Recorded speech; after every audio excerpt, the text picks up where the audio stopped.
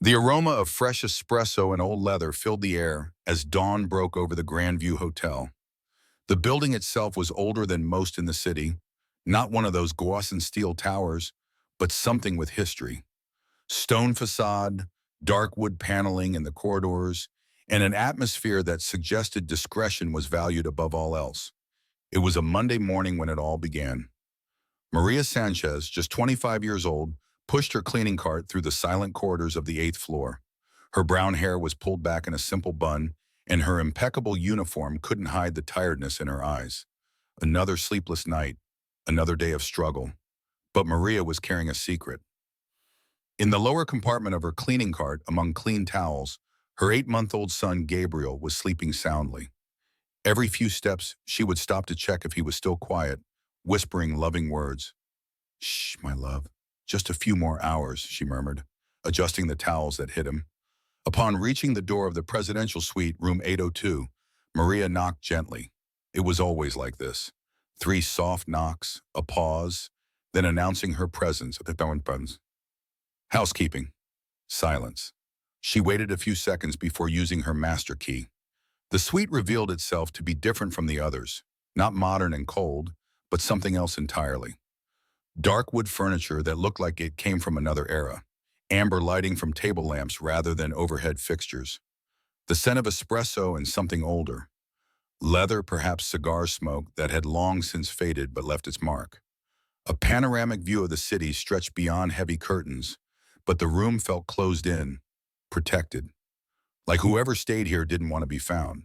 Maria had cleaned this room several times over the past week, but was still unsettled by its atmosphere. Whoever lived here had left no personal items visible except for a single silver lighter on the side table and an untouched bottle of aged whiskey. "Hello? Is anyone here?" she called cautiously, leaving the cart near the entrance. Getting no response, she began her work. Her movements were precise and efficient, the result of 2 years of working at the hotel. She collected used towels, tidied the room, always attentive to every detail. That's when Gabriel woke up. The soft cry made Maria run desperately to the cart. "No, no, no. Please, darling," she whispered, picking him up with infinite gentleness. She rocked him softly against her chest, humming a lullaby her own mother used to sing. "Sleep, sleep, my boy. Mommy is here." Alessandro Russo had spent another sleepless night. At 35, this man carried in his dark eyes the weight of things he'd done and things he'd failed to do, things that kept him from sleeping peacefully. When he emerged from the bedroom and walked into the living area, his disheveled hair and the tension in his shoulders revealed his exhaustion. He suddenly stopped when he saw Maria with the baby in her arms. "What?" he murmured, more confused than annoyed. Maria turned around, terror stamped on her pale face. Gabriel was still crying softly in her arms. I can explain, sir," she stammered, her voice trembling. "You brought a child to work?" But there was something in his tone that didn't sound like an accusation. It sounded like surprise, maybe even curiosity. "Please, sir, I had nowhere to leave him." The words came out in a rush, desperate. "The babysitter canceled at the last minute, and I couldn't miss work. It's just for today, I promise." Alessandro approached slowly, and Maria noticed something strange in his expression. It wasn't anger or disapproval. It was something she couldn't quite name. "Can I?" He stopped, as if surprised by his own words. "Let me see him." Maria hesitated. This man was a complete stranger, a guest who could report her and destroy her life with a simple call to management. But something in his voice and the careful way he approached reassured her of Mo. With infinite care, she held Gabriel out. What happened next would change everything. Alessandro held the baby with surprising gentleness, as if it were something natural, instinctive. Gabriel stopped crying almost instantly, looking curiously at the unknown face. Then something extraordinary happened. The baby smiled and reached out a tiny hand to touch Alessandro's face. Tears began to form in the man's eyes. "Hi, little one," he whispered, his voice choked with emotion. Maria watched, intrigued and touched. Alessandro held Gabriel with sure, natural movements, as if he knew exactly what to do. The baby laughed, completely at ease, in the stranger's arms. You're perfect, Alessandro murmured, more to himself than anyone else. Absolutely perfect. His thumb brushed against the gold ring on his right hand. An old habit, a gesture Maria would come to recognize as something he did when emotions threatened to overwhelm him. Do you have children? Maria dared to ask. Alessandro looked at her, and Maria saw deep pain in those dark eyes. No, he paused. I had a nephew once, my brother's boy. The past tense hung heavy in the air. He reluctantly returned Gabriel, as if every second was precious. What's his name? Gabriel. Gabriel Sanchez. Gabriel. Alessandro repeated the name softly, savoring each syllable. Strong name. What came next surprised Maria even more. Instead of threatening to report her, Alessandro made an unexpected request. Could you not tell anyone he was here? Maria blinked in confusion. That's what I was going to ask you, sir. Alessandro's mouth curved slightly, not quite a smile, but close. Do you work in other rooms today? Yes, sir. I have 6 more suites to clean.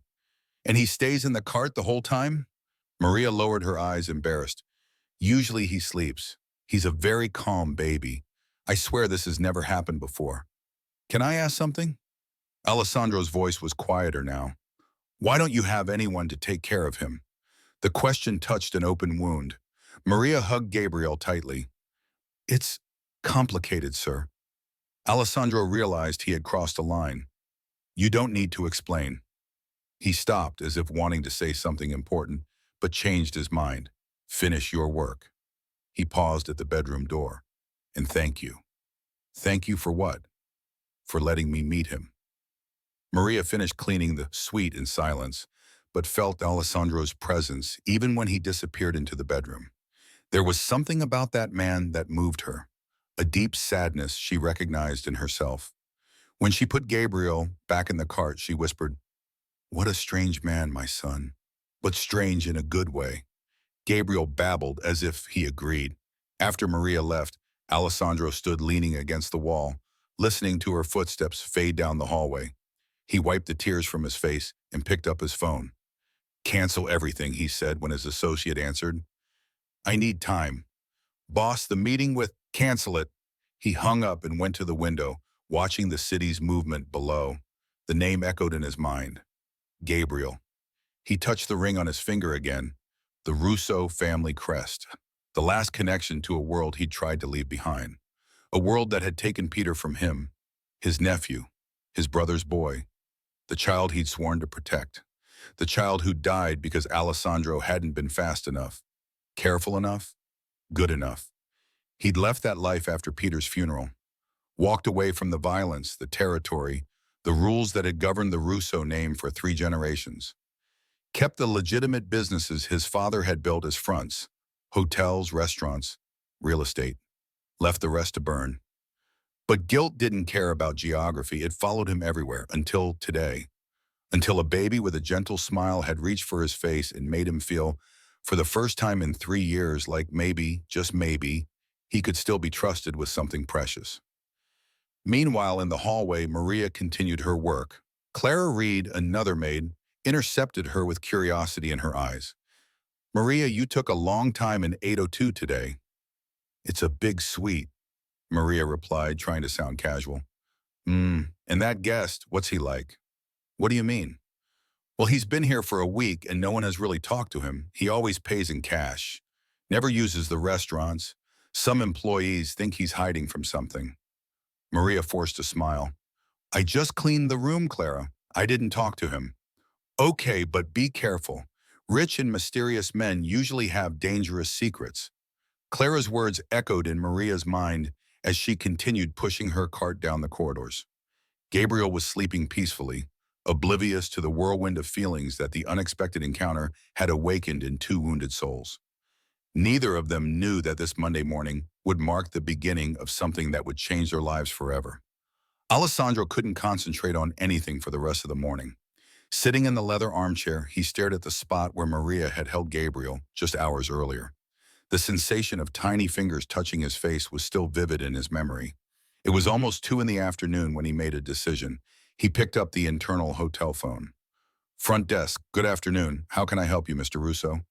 I need to speak with an employee. A maid named Maria. There was a pause on the other end. May I ask the reason, sir?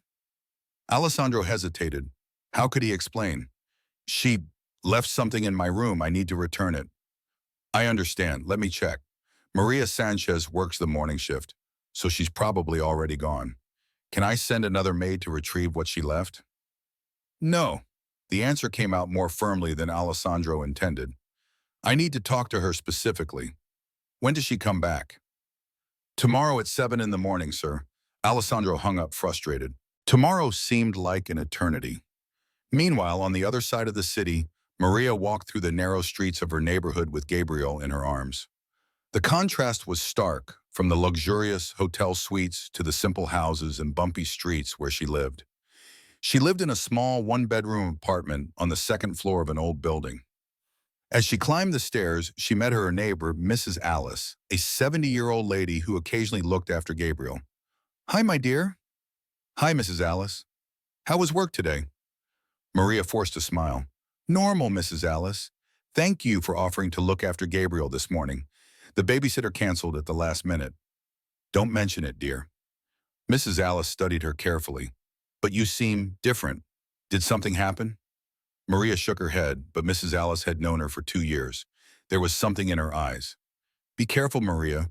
You're a hard-working and honest young woman, but the world out there isn't always fair to people like us. Inside her apartment, Maria placed Gabriel in the makeshift crib she'd set up in the living room. The baby babbled happily, playing with a colorful rattle she'd bought on sale.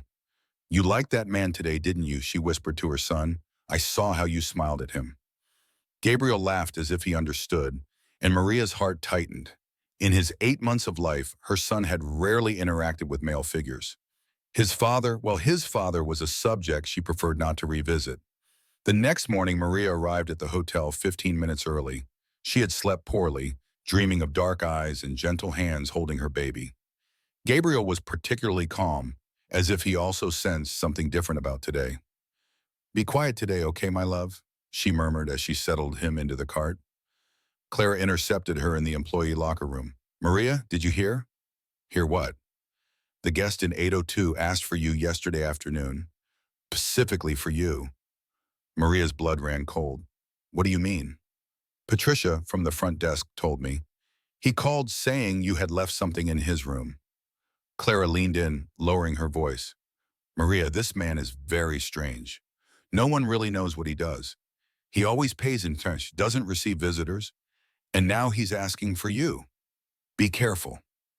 Maria's stomach churned. Had Alessandro changed his mind? Maybe he now wanted to report her for bringing Gabriel. With her heart racing, she headed to the 8th floor. Upon reaching the door of Suite 82, her hands trembled slightly. She knocked with less firmness than usual. Housekeeping? Come in. Alessandro's voice came immediately, as if he'd been waiting on the other side of the door. Maria entered, pushing the cart. Alessandro was standing in the living room, dressed in a dark shirt with rolled sleeves and dark pants. He seemed to have slept better than the day before, but there was an intensity in his eyes. Good morning, Juan, he said, and Maria noticed how his voice sounded different, quieter, almost hesitant. Good morning, sir. I heard I left something here yesterday. Alessandro approached the cart. I lied. Maria's heart raced. What? I wanted to see him again. Gabriel. The words came out with an honesty that surprised him. He'd rehearsed several excuses, several ways to justify this strange request, but in Maria's presence, only the truth seemed right. Maria stared at him, trying to decipher his intentions. We down? I can't really explain. Alessandro ran a hand through his hair. Yesterday, when I held him, he stopped. It's been a long time since I felt connected to anyone. Gabriel chose that moment to let out a small cry from the cart. Maria quickly bent down to pick him up, but Alessandro held out his hands. May I? Maria hesitated for only a second before handing over the baby once more. Gabriel calmed down instantly in Alessandro's arms, looking at him with infinite curiosity. You're a champion, Alessandro whispered, and Gabriel laughed, that delightful baby laugh that made both adults' hearts tighten. He likes you, Maria observed, still cautious but clearly touched by the scene. And I like him. Alessandro looked at Maria. Can I ask you something personal? Maria tensed. Depends on the question. His father, where is he? Maria's face immediately closed. There is no father in our story. I'm sorry, I didn't mean to.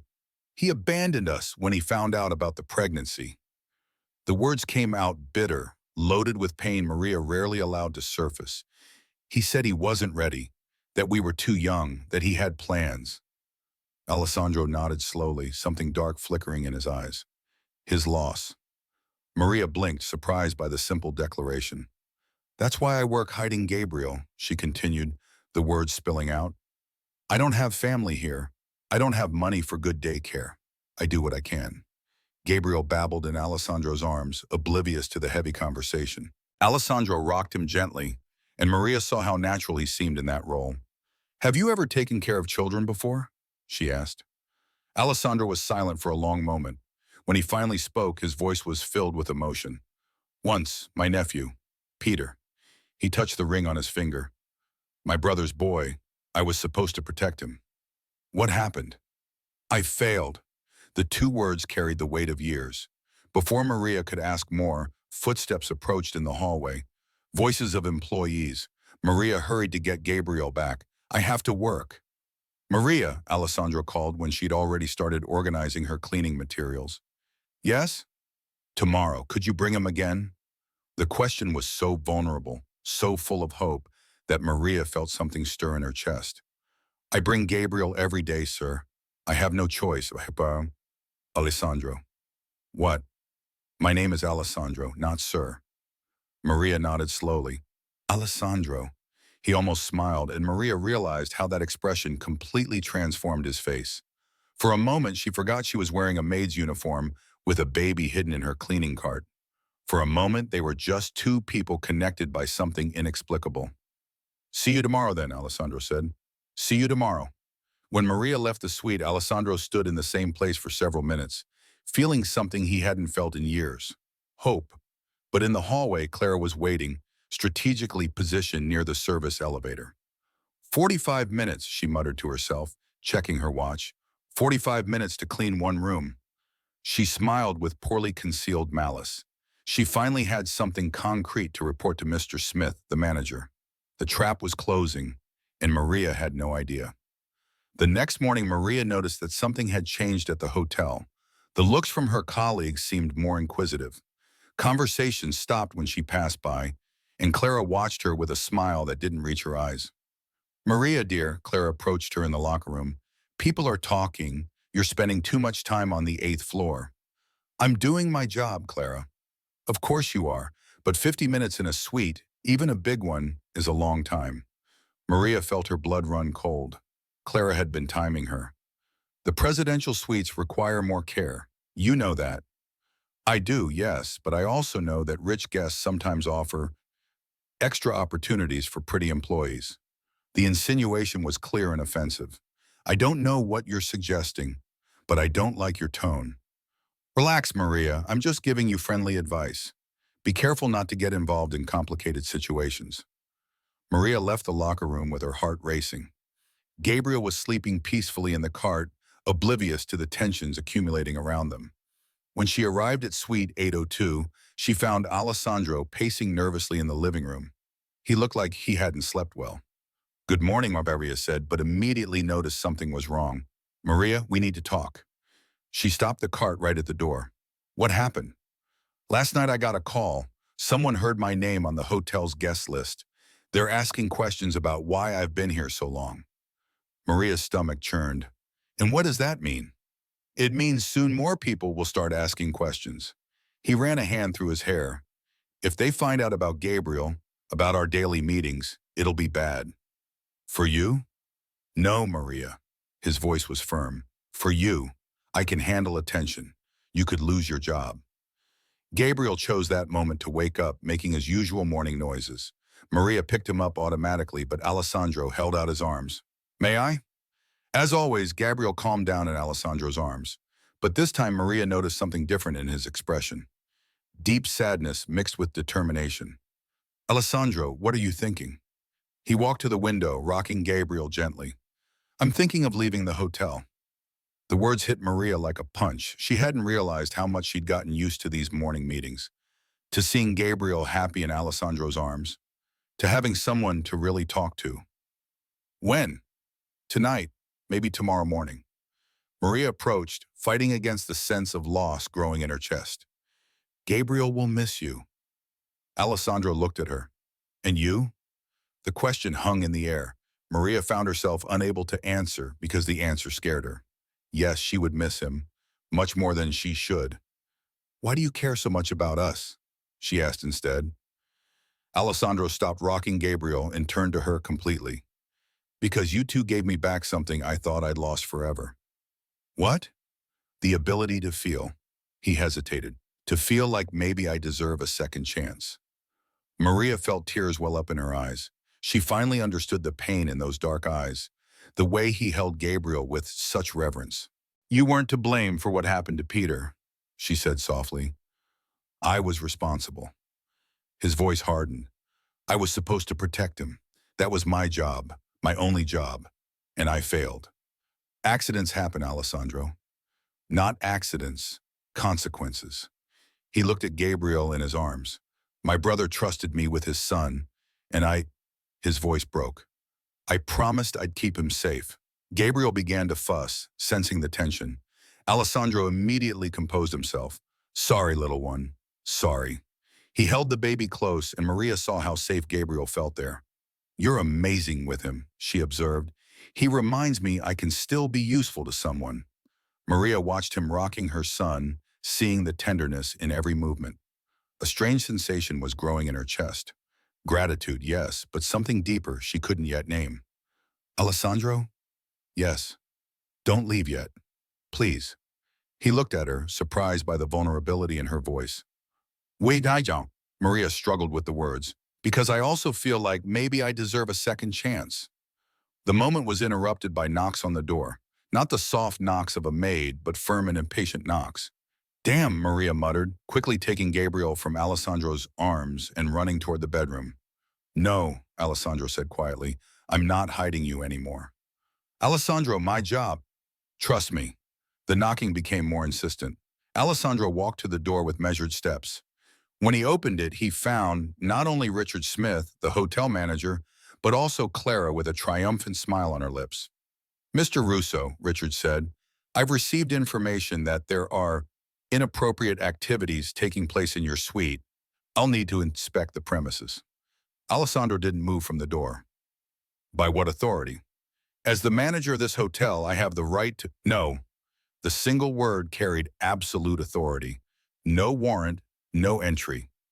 Richard was taken aback. He clearly wasn't expecting resistance. Mr. Russo, we're trying to protect both you and our employees. From what exactly? That's when Clara decided to intervene. From inappropriate involvement with employees who bring babies to work. The silence that followed was tense. Alessandro looked directly at Clara, then at Richard. His expression didn't change, but something in his eyes made both of them step back instinctively. I see, Alessandro said quietly. In that case, I think you need to know who I really am. From the bedroom, Maria held her breath. What was Alessandro doing? Alessandro Russo, he continued, his voice dropping lower.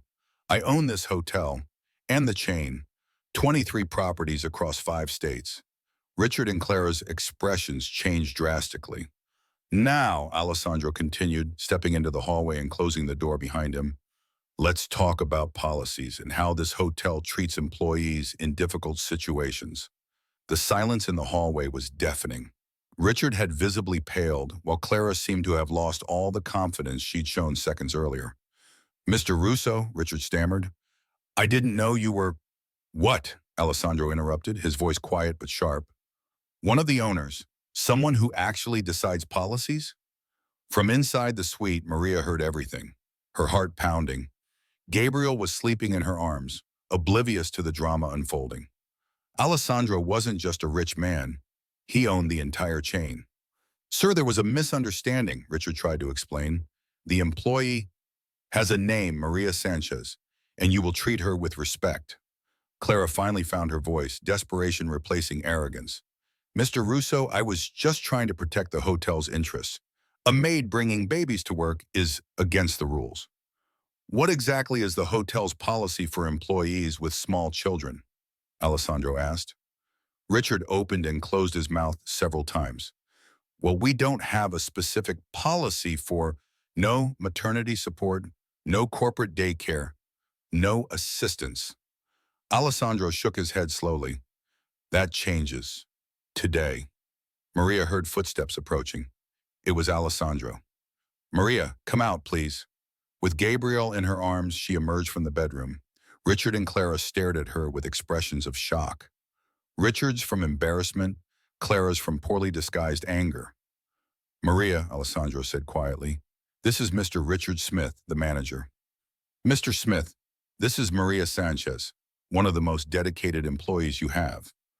Richard stepped forward, clearly uncomfortable.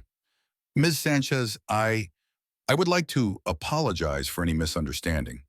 It wasn't a misunderstanding, Alessandro cut in. It was discrimination.